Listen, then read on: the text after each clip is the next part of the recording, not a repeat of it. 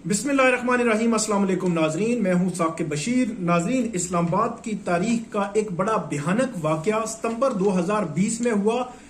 इस्लामाबाद के इलाके बरी इमाम में 11 साल की एक बच्ची को पहले रेप किया गया और बड़े भयानक तरीके से फिर कत्ल किया गया और वो कत्ल 3 मुलजमों पर साबित हो गया, रेप साबित हो गया और 3 मुलजमों को मुजरिम डिक्लेयर किया गया और दो दफा सजाए मौत सुना दी गई है। एक बड़ा अहम फैसला आया है जो सोसाइटी पर इसके बड़े अहम और मुस्बत असरात होंगे। फैसला मुलजमान को मुजरिम डिक्लेयर करना, उनको सजाएं देना, ये सोसाइटी के लिए एक मुस्बत है ताकि ऐसे भयानक वाकयात रुक सकें। ये वाकया कब जो है वो केस बना, क्या क्या हुआ और कैसे इसमें भी जो मरकजी जो गवाह था वो कैसे हॉस्टाइल डिक्लेयर हुआ, कैसे वो अपने बयान से मुकर गया, इसके बावजूद जेंडर बेस्ड वायलेंस की इस्लामाबाद की जो अदालत है, यहाँ पे एडिशनल सेशन जज अता रबानी इसको सुन रहे थे केसेस को। इस केस को भी काफी हद तक उन्होंने सुना लेकिन कंक्लूड किया एडिशनल सेशन जज हुमायूं दिलावर ने। तो अब केस की तफसीलात ये हैं कि 3 जो मुलजम हैं उनको मुजरिम डिक्लेयर किया गया है। सैयद अहमद नकवी, शाह सवार और मोहम्मद खुर्शीद, इन तीनों मुलजमों को मुजरिम डिक्लेयर किया गया है। 29 सितंबर 2020 को इस केस की FIR दर्ज होती है।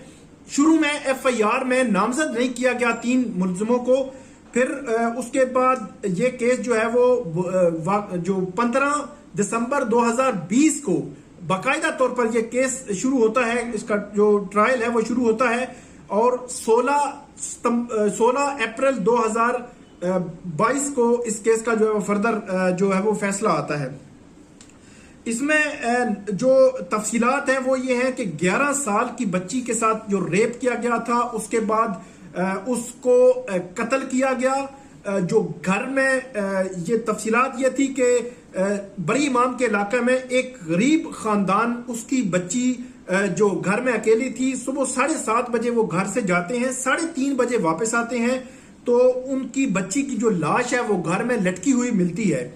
लोहे के राड के साथ, दुपट्टे के साथ जो है वो उसको बांधा किया था। बड़े खौफनाक और भयानक तरीके से उसको जो है वो कत्ल किया गया था। और उसके अलावा उसके वालिदैन जो है वो कमाई के लिए, वो बुनियादी तौर पर बताया जाता है कि गरीब घराने से है तो कमाई के लिए वो बाहर जो है वो गए हुए थे। जब वापस आए तो उस वक्त भी हमसायों ने जो है उनको इतला दी कि इस तरह की जो सिचुएशन है वो बन गई है। 29 सितंबर 2020 को पहली FIR दर्ज हुई, नॉमिनेट नहीं हुए लोग। उसके बाद एक जो गवाह था उसने इन 3 लोगों को उस घर से निकलते हुए देखा था, वो गवाह था। तो 1 दिसंबर 2020 को दफात जो है वो ऐड की गई, जो लोग हैं मजीद जो है वो ऐड किए गए। 15 दिसंबर 2020 को इस केस में चालान जमा हुआ।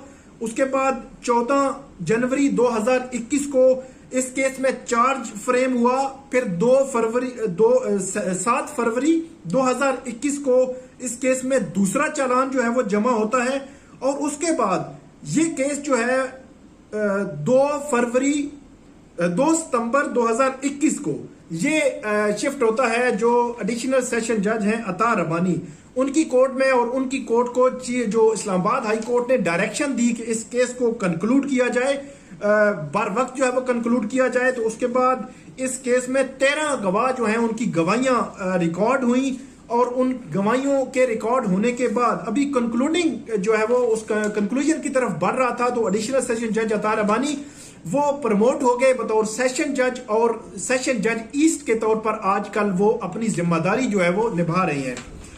अब इस केस में जो 1.5 साल के बाद ये फैसला आया है, 23 सफात पर मुश्तमिल एडिशनल सेशन जज जो हैं Humayun Dilawar, gender based violence के ये जज हैं, उन्होंने ये फैसला सुनाया है।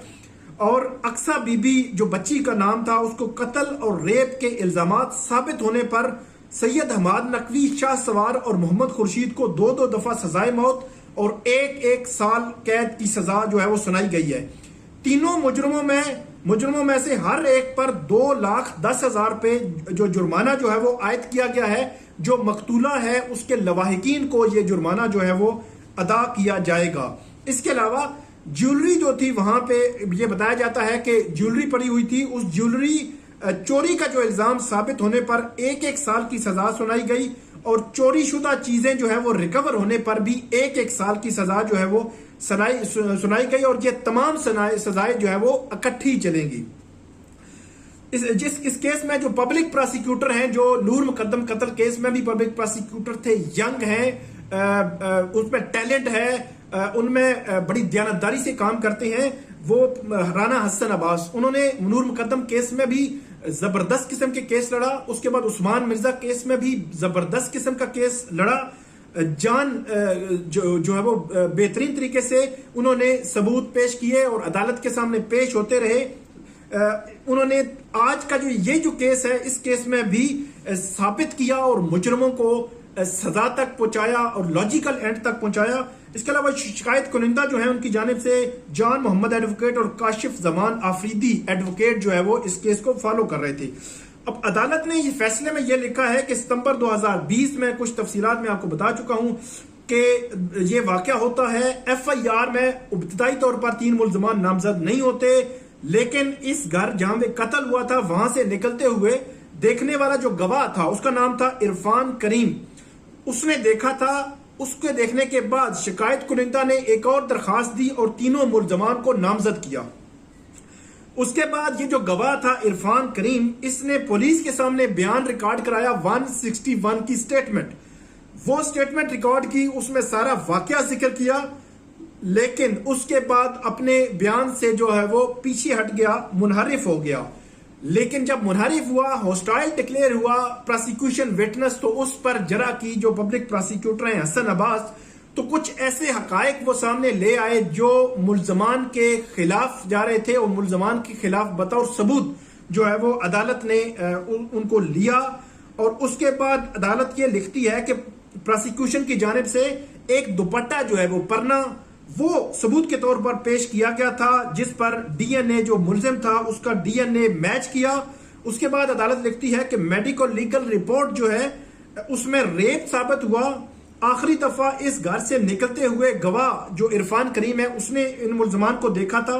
पोस्टमार्टम रिपोर्ट जो है वो थी, रिकवरी मेमो जो है था। इसके अलावा दीगर सबूतों की रोशनी में अदालत ने तीनों मुल्जमान को मुजरिम डिक्लेयर किया। तीनों को 2-2 दफा सजाए मौत की सजा जो है वो सुनाई। इसके अलावा ज्वेलरी जो है वो इसकी चोरी भी साबित हुई, वो मैं आपको बता चुका हूं। इस्लामाबाद हाई कोर्ट ने भी इस केस को जल्द निपटाने के हवाले से बाकायदा तौर पर डायरेक्शन दे रखी थी। और उसके बाद अब एडिशनल सेशन जज हुमायूं दिलावर ने उस केस को कंक्लूड किया है जो एडिशनल सेशन जज अता रबानी उन्होंने शुरू किया था। और ये अपनी नोयत का एक खौफनाक केस है। मैं ये समझता हूं कि नूर मुकद्दम केस भी भयानक था, उस्मान मिर्जा केस भी भयानक था, लेकिन 11 साल की बच्ची के साथ जो जुल्म हुआ, इस जुल्म के सामने मेरा यह ख्याल है कि इंसानियत भी शर्माती है। तो ऐसे केसेस को लॉजिकल एंड तक पहुंचना चाहिए और अच्छी बात है कि अदालतें ऐसे केसेस को लॉजिकल एंड तक पहुंचा रही हैं। तो ये थी नाजरीन आज की हमारी वीडियो। उम्मीद है आपको पसंद आएगी। इस पे आप फीडबैक जरूर दीजिएगा, कमेंट जरूर कीजिएगा। बहुत शुक्रिया।